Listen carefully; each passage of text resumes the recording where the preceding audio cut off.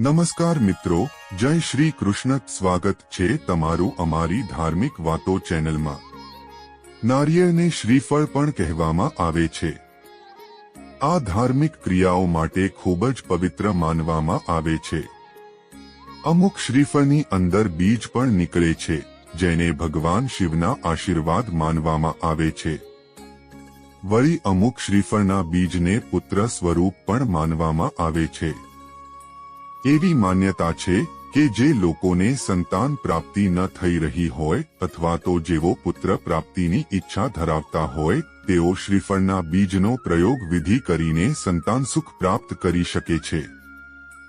શ્રીફળના બીજથી પુત્ર પ્રાપ્તિ હેતુ સોમવારના દિવસે એક ખાસ ઉપાય કરવો જોઈએ.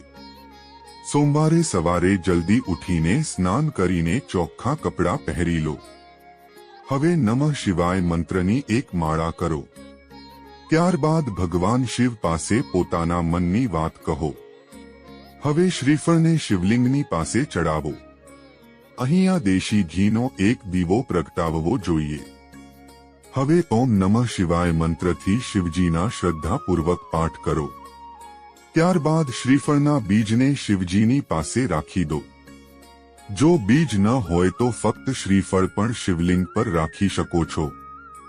ધર્મશાસ્ત્રોમાં શ્રીફળ અને શ્રીફળના બીજને શિવલિંગ પર ચડાવવાનું મહત્વ જણાવવામાં આવે છે. હવે સાંજના સમયે અથવા બીજને ગંગાજળના પાત્રમાં મૂકી દો.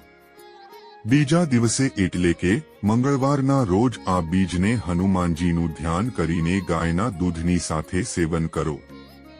ધ્યાન રાખો કે તમારે શ્રીફળનું બીજ સીધું અને આખું ગળી જવાનું છે, તેને ચાવવાનું નથી. શ્રીફળના બીજના આ ઉપાયને તમારે સોમવારના દિવસે જ કરવો જોઈએ. આ ઉપાય સાંજના સમયે પણ કરી શકાય છે. મિત્રો, તમને જણાવી દઈએ કે આ ઉપાય માન્યતાઓ પર આધારિત છે. અમે આ ઉપાયની પુષ્ટિ કરતા નથી. સાથોસાથ અમે પુત્ર પ્રાપ્તિને પ્રમોટ પણ કરતા નથી. આ ઉપાય એવા લોકો અજમાવી શકે છે જેને ઘણી કોશિશો બાદ પણ કોઈ સંતાન પ્રાપ્ત થઈ રહ્યું ન હોય. જો કે ફરીથી યાદ અપાવી દઈએ કે ઉપાય ફક્ત માન્યતાઓ ઉપર આધારિત છે. દીકરો હોય કે દીકરી, આજના જમાનામાં બધા એકસરખા હોય છે.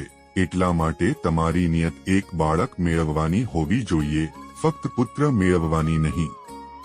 આ ઉપાય કરતા સમયે તમે શિવજી પાસે દીકરીની ઈચ્છા પણ વ્યક્ત કરી શકો છો.